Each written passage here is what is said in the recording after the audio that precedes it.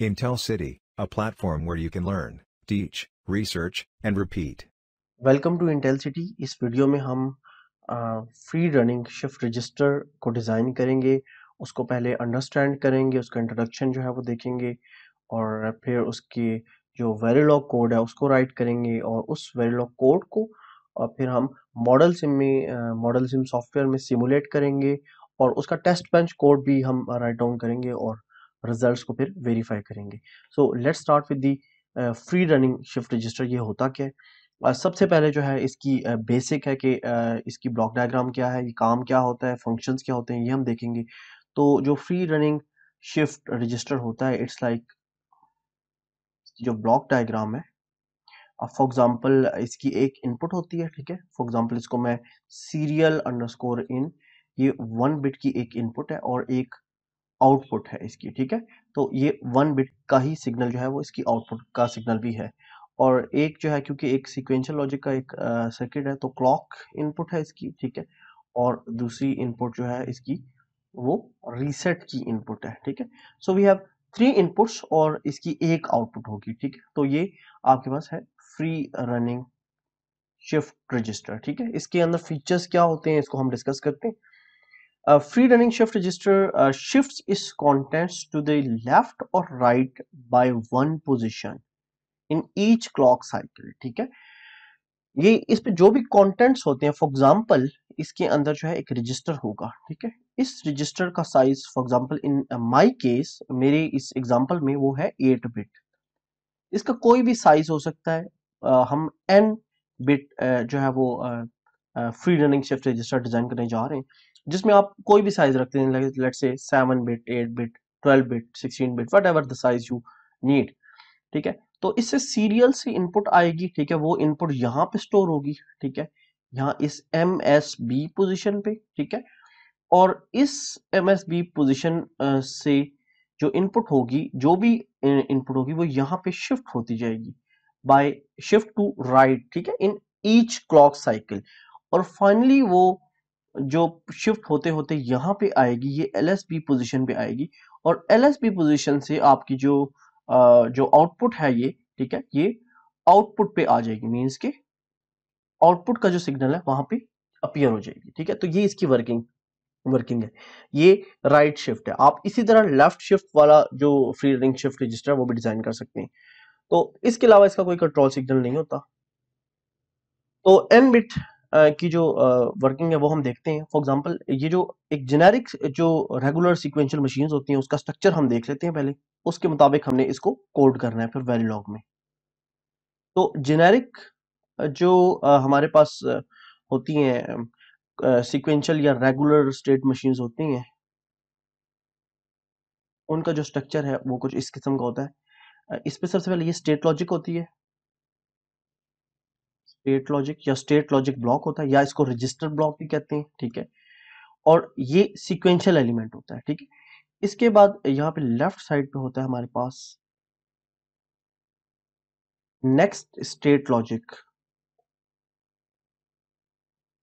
जो next state logic है वो हमारे पास कॉम्बिनेशनल इन नेचर होती है, ठीक है। कॉम्बिनेशनल लॉजिक होती है ये सीक्वेंशियल लॉजिक होती है, दैट मीन्स के रजिस्टर्स होते हैं यहाँ पे। तो क्लॉक का सिग्नल यहाँ पे होता है, ये क्लॉक डिपेंडेंट होता है ये वाला ब्लॉक। जबकि ये ब्लॉक क्योंकि कॉम्बिनेशनल ब्लॉक है तो ये जो है ये क्लॉक डिपेंडेंट नहीं होता। तो इसको इनपुट आ रही होती है यहाँ से, ये यूजर से इनपुट आ रही है, ठीक है। और जो इस नेक्स्ट स्टेट लॉजिक को जो दूसरी इनपुट है वो यहाँ से आ रही थी। फॉर एग्जांपल इस करंट जो ब्लॉक है उसकी आउटपुट है वो भी यहाँ पे फीडबैक हो रही होती है, ठीक है। यानी करंट लॉजिक ये है, इस करंट लॉजिक से पता चलेगा नेक्स्ट स्टेट लॉजिक है, मतलब इनपुट और करंट लॉजिक दोनों को मिला के पता चलेगा कि नेक्स्ट स्टेट लॉजिक क्या होनी चाहिए, ठीक है। इसके बाद नेक्स्ट स्टेट लॉजिक यहाँ पे आ रही है, लेकिन ये अगेन मैंने बताया कॉम्बिनेशन लॉजिक है। तो कॉम्बिनेशन लॉजिक जैसे ही आपको लेट्स से एक एडर है 2+2 हुए जैसी, तो 4 आउटपुट आ जाती है। लेकिन ये जो 4 होगा यहाँ पे, या कॉम्बिनेशन लॉजिक सर्किट की आउटपुट है, ये इस ब्लॉक के अंदर नहीं जाएगी। कब तक नहीं जाएगी? जब तक क्लॉक का पॉजिटिव या नेगेटिव एज नहीं आता, ठीक है। तो मेरा यहाँ पे ये जो डिजाइन है ये पॉजिटिव एज ट्रिगर्ड क्लॉक है। तो positive edge of the clock जब तक नहीं आता तब तक यहाँ पे जो भी डेटा आया हुआ है वो इसके अंदर नहीं स्टोर होगा, ठीक है। इससे वो क्लॉक का वेट करेगा, क्लॉक का जब एज आएगा तो डेटा जो यहाँ पे है वो यहाँ पे स्टोर हो जाएगा। इसके बाद इस रेगुलर डिजाइन के अंदर तीसरा जो इंपॉर्टेंट और लास्ट फाइनल डिजाइन का जो एक ब्लॉक होता है that is output logic block. ये भी कॉम्बिनेशनल होता है, ठीक है, और ये जो भी आउटपुट होती है डिजायर्ड आउटपुट होती है उसमें कन्वर्ट कर देता है किसको, हमारे स्टेट लॉजिक को, और कभी कभी ये डायरेक्टली इनपुट से भी कनेक्ट होता है, ठीक है। तो यहाँ पे आपके यूजर को आउटपुट मिल जाती है, यूजर गेट्स आउटपुट। तो ये एक रेगुलर सीक्वेंशियल मशीन्स का स्ट्रक्चर है। इसी स्ट्रक्चर के मुताबिक हम वेरिलॉग की कोडिंग भी सीखते हैं। So let's go to the Verilog code of the shift register. तो रजिस्टर फाइल का जो है फ्री रनिंग रजिस्टर फाइल, इसका वेरिलॉग कोड है। मॉड्यूल का नेम है फ्री रन शिफ्ट रजिस्टर। ये पैरामीटराइज्ड कोड है, ठीक है। पैरामीटराइज्ड कोड ये है कि ये जेनेरिक कोड है। एन जो है वो 8 रखा हुआ है यहाँ पे मैंने, ठीक है। इसको हम देखते हैं। एन जहां जहां भी कोड में आएगा आपने एन को रिप्लेस कर देना है 8 से, ठीक है। आप 8 को 10 करेंगे तो ये 10 बिट का रजिस्टर बन जाएगा, 12 करेंगे 12 बिट का। मींस कि एन की वैल्यू चेंज करने से रजिस्टर का साइज चेंज हो रहा है। So this is generic parameterised code, ठीक है। इसके बाद हमारे पास ये कुछ इनपुट्स आउटपुट्स है, ठीक है। इनपुट्स में हमारे पास input wire, clock, reset, 2 inputs आ गई। फिर एक और इनपुट है input serial in, S in, ठीक है। और एक आउटपुट सिग्नल है दैट इज एस आउट। तो ये इनपुट आउटपुट के सिग्नल्स आ गए।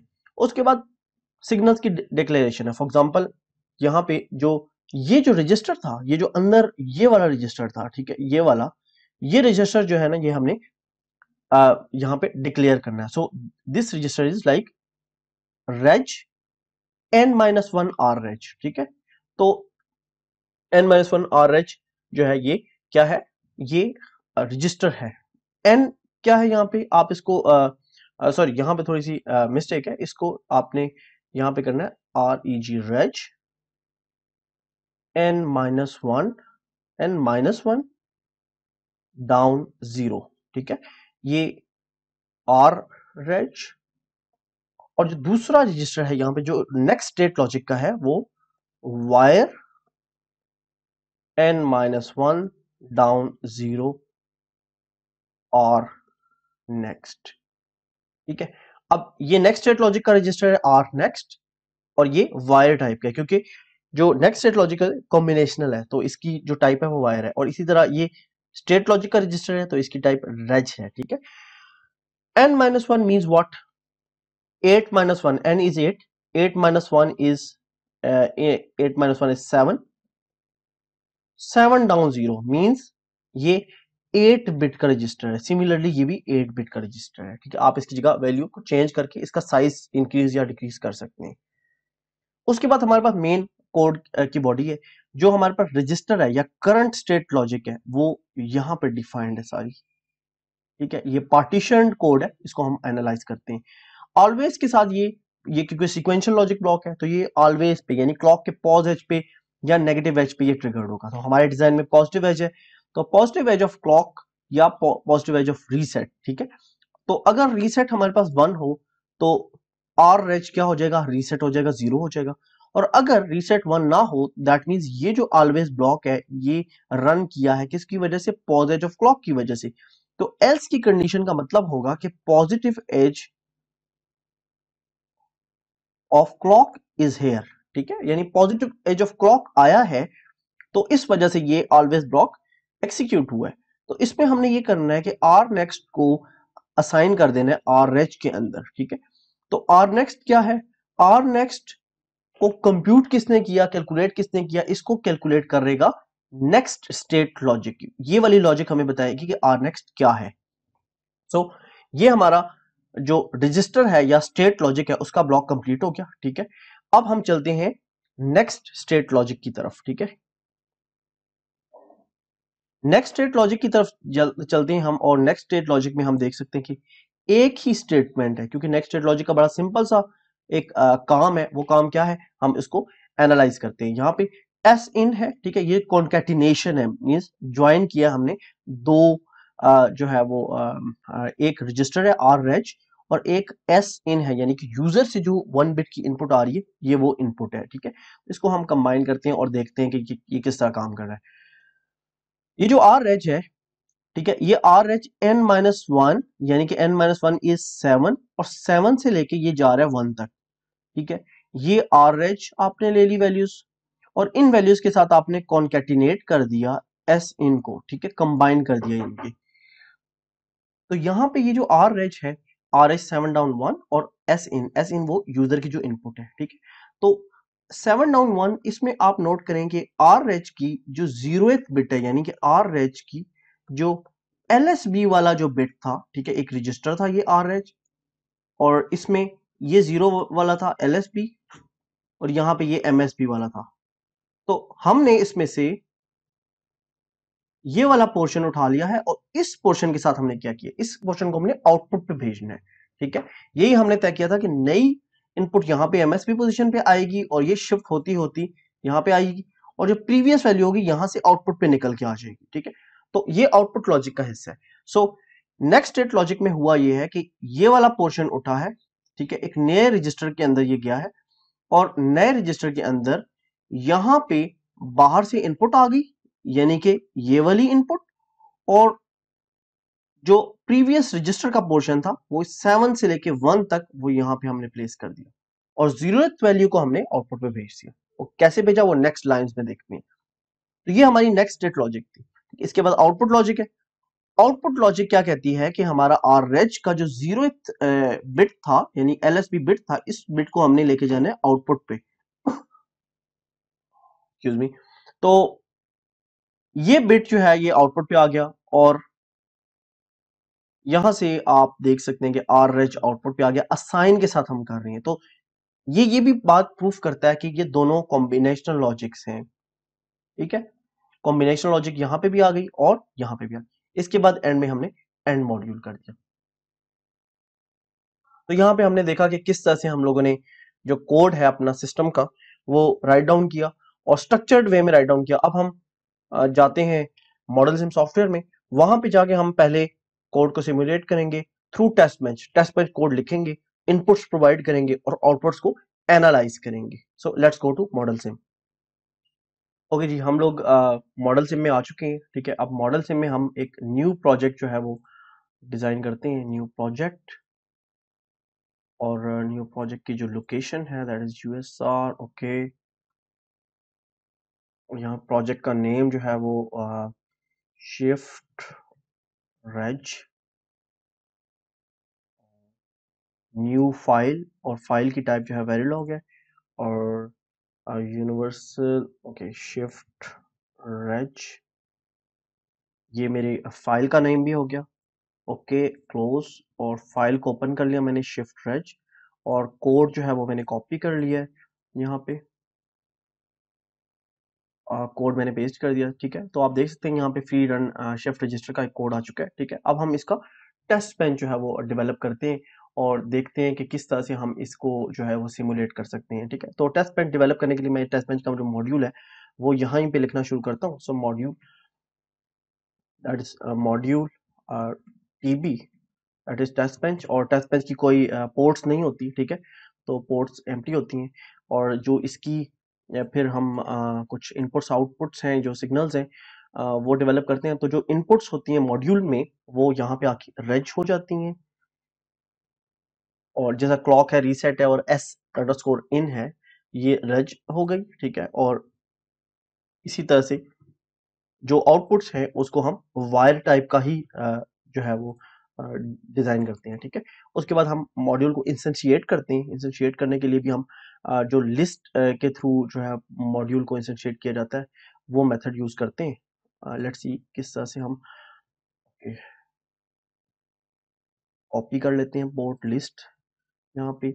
Okay, free run shift register, ठीक है, इसका UUT एक ये मैंने इंस्टेंट जो है बना लिया। ये पैरामीटर्स को मैं यहाँ से इसमें से जो है वो ख़त्म कर देता हूँ, डिलीट कर देता हूँ, और इसी तरह से यहाँ पे ये जो डेटा टाइप्स वगैरह हैं इसको भी मैं ख़त्म कर देता हूँ। बाकी लिस्ट जो है वो मैं रिटेन करूँगा ताकि वो जो ऑर्डर है या सीक्वेंस है वो सेम होना चाहिए इस केस में। ठीक है, बाय नेम भी आप पोर्ट्स को टाई कर सकते हैं, लेकिन बाय ऑर्डर भी कर सकते हैं। यहाँ पे जो मैंने मेथड यूज किया वो बाय ऑर्डर जो है वो, या बाय सीक्वेंस मैंने जो है वो पोर्ट्स को, मॉड्यूल टेस्ट बेंच के मॉड्यूल को और जो मेरा डिजाइन मॉड्यूल है उस मॉड्यूल को मैंने टाई किया, ठीक है, कनेक्शंस स्टैब्लिश किए हैं। ये कनेक्शन स्टैब्लिश हो गए, clock reset S in S out, clock reset S in S out, ठीक है। अब हम इसको इनपुट्स देते हैं। सो सबसे पहले इनिशियल, बिगिन, एंड, ठीक है। इसके अंदर जो है हम जो है सिग्नल्स को इनपुट्स देंगे, ठीक है। और इससे पहले क्लॉक का सिग्नल हमें चाहिए always hash and 5 time unit delay, और clock equals to invert of clock, ठीक है। तो इस लाइन से होगा ये कि क्लॉक का सिग्नल इन्वर्ट होगा और 5 टाइम यूनिट्स के बाद वो इन्वर्ट हो जाएगा, ठीक है। हर 5 टाइम यूनिट्स के बाद क्लॉक का सिग्नल टॉगल हो जाएगा या इन्वर्ट हो जाएगा, ठीक है। और इनिशियलाइज हम कर देते हैं क्लॉक को 0 से।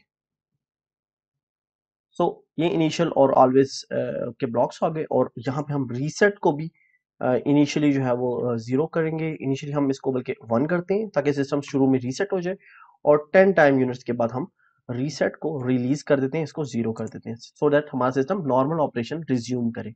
और एस इन में हम सेंड, अब हमने सबसे पहले रजिस्टर को फिल करना है, ठीक है। फिल करने के लिए हम इसमें एस इन में डेटा भेजना शुरू करते हैं। तो डेटा जो है वो हम सेंड करते हैं इसमें। फॉर एग्जांपल हम यहाँ पे एस इन में 1 सेंड करते हैं यहाँ पे, ठीक है।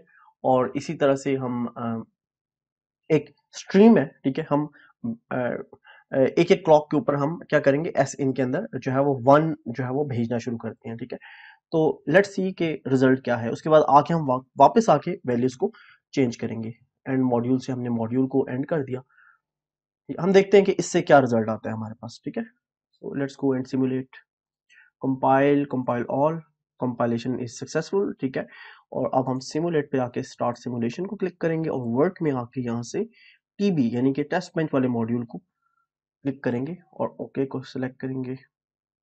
ओके ओके, यहाँ वेव पे आके हम यहाँ से इन सिग्नल्स को सिलेक्ट करेंगे सबको और ऐड वेव कर देंगे, ठीक है। और यहाँ से हम सिमुलेशन को रन करेंगे फॉर 100 नैनो सेकेंड्स। तो सिमुलेशन को हमने रन कर दिया फॉर 100 नैनो सेकेंड्स, ठीक है। तो अब हम जरा इस वेव फॉर्म को जूम करते हैं और एनालाइज करते हैं कि यहाँ पे हो रहा क्या है, यहाँ पे आउटपुट क्या आ रही है, इनपुट क्या आ रही है, इसको हम जरा देखते हैं। तो सबसे पहले आप देख सकते हैं कि रीसेट का सिग्नल था, ये 1 है, ठीक है। सिस्टम हमारा रीसेट हो गया और उसके बाद रीसेट के सिग्नल को मैंने 0 कर दिया, तो ये सिग्नल 0 हो चुका है, ठीक है। और ये क्लॉक का सिग्नल है, बिल्कुल परफेक्ट क्लॉक आ रही है मेरे 10 नैनो सेकेंड्स का उसका टाइम पीरियड है, और हर 5 नैनो सेकेंड्स के बाद सिग्नल जो है वो इन्वर्ट हो जाता है क्लॉक का। सो रीसेट और क्लॉक देर वर्किंग फाइन। अब हमने क्या किया, हमने एस इन यानी एस इन को हमने कर दिया था 1, ठीक है। तो 1 2 3 4 5 6 7 8 क्लॉक्स के बाद आप देखेंगे कि वो जो 1 था, वो जो 1 से हमने अपने रजिस्टर को फिल करना शुरू किया, वो 1 हमारे पास आउटपुट पे आना शुरू हो गया, ठीक है। तो यहां पे हमारे पास ये 1 आना शुरू हो गया,